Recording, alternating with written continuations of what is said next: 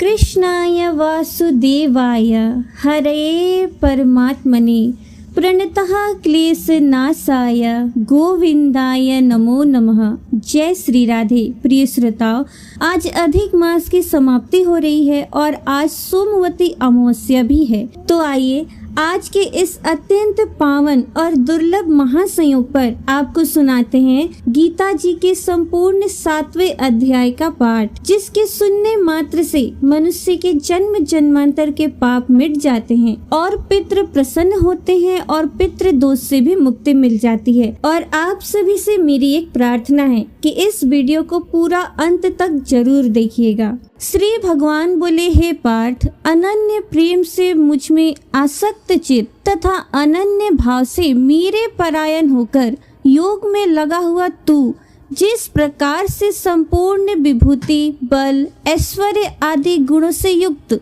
सबके आत्म रूप मुझको संशय रहित जानेगा, उसको सुन।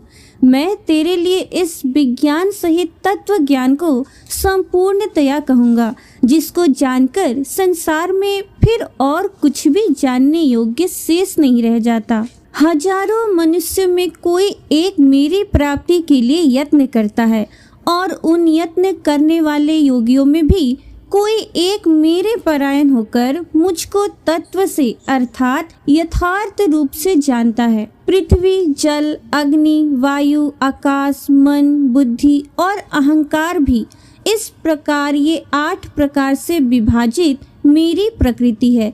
ये 8 प्रकार के भेदों वाली तो अपरा अर्थात मेरी जड़ प्रकृति है।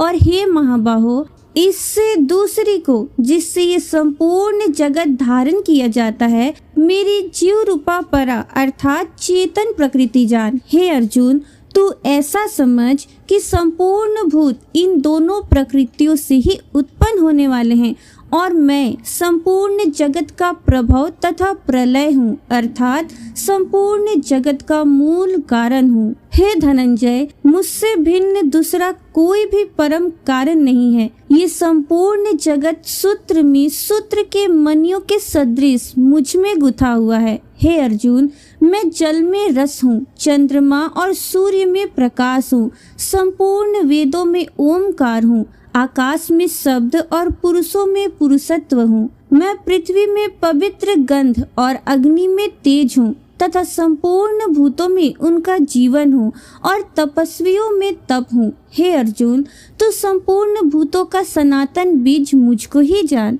मैं बुद्धिमानों की बुद्धि और तेजस्वियों का तेज हूँ। हे भरत श्रेष्ठ, मैं बलवानों का आसक्ति और कामनाओं से रहित बल अर्थात सामर्थ्य हूँ और सब भूतों में धर्म के अनुकूल अर्थात शास्त्र के अनुकूल काम हूँ। और भी जो सत्व गुण से उत्पन्न होने वाले भाव हैं और जो रजोगुण से तथा तमोगुण से होने वाले भाव हैं, उन सबको तो मुझसे ही होने वाले हैं ऐसा जान।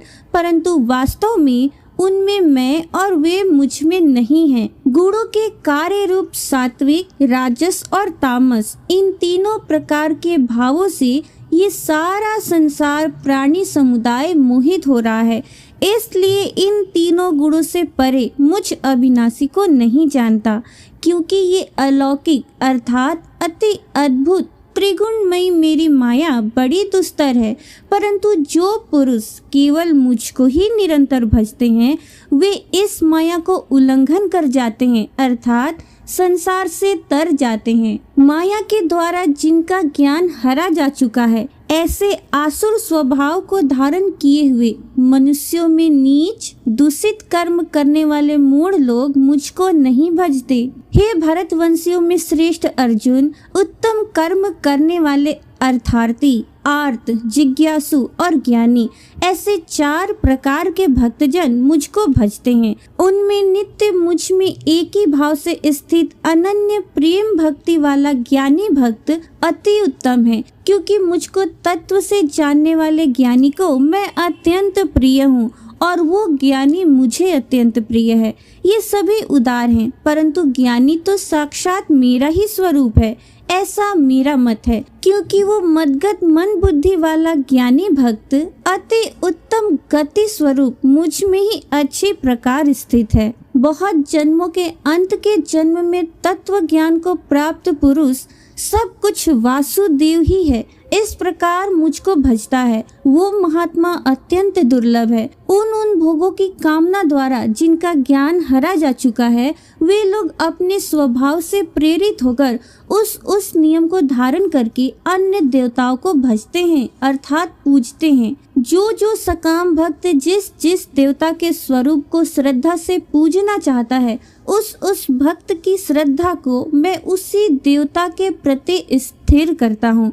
वो पुरुष उस श्रद्धा से युक्त होकर उस देवता का पूजन करता है और उस देवता से मेरे द्वारा ही विधान किए हुए उन इच्छित भोगों को निसंदेह प्राप्त करता है। परंतु उन अल्प बुद्धि वालों का वो फल नाशवान है तथा वे देवताओं को पूजने वाले देवताओं को प्राप्त होते हैं और मेरे भक्त चाहे जैसे ही भजे अंत में वे मुझको ही प्राप्त होते हैं। बुद्धिहीन पुरुष मेरे अनुत्तम अविनाशी परम भाव को न जानते हुए मन इंद्रियों से परे मुझ सज्जदानंद घन परमात्मा को मनुष्य की भांति जन्म कर व्यक्ति भाव को प्राप्त हुआ मानते हैं।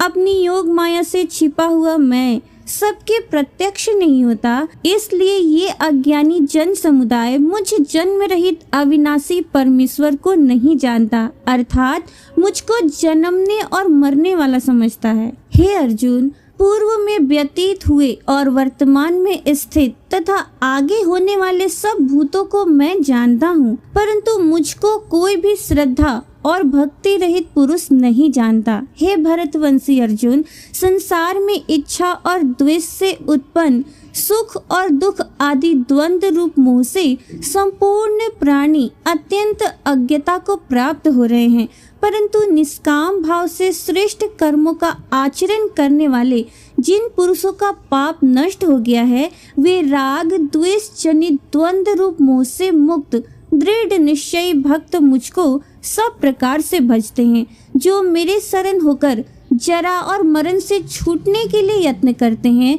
वे पुरुष उस ब्रह्म को, संपूर्ण अध्यात्म को, संपूर्ण कर्म को जानते हैं। जो पुरुष अधिभूत और अधिदेव के सहित तथा अधियज्ञ के सहित सबका आत्म रूप मुझे अंत काल में भी भजते हैं, वे युक्त चित्त वाले पुरुष मुझे जानते हैं अर्थात प्राप्त हो जाते हैं। प्रिय श्रोताओं, गीता जी का 7वां अध्याय यहीं पर संपन्न हुआ।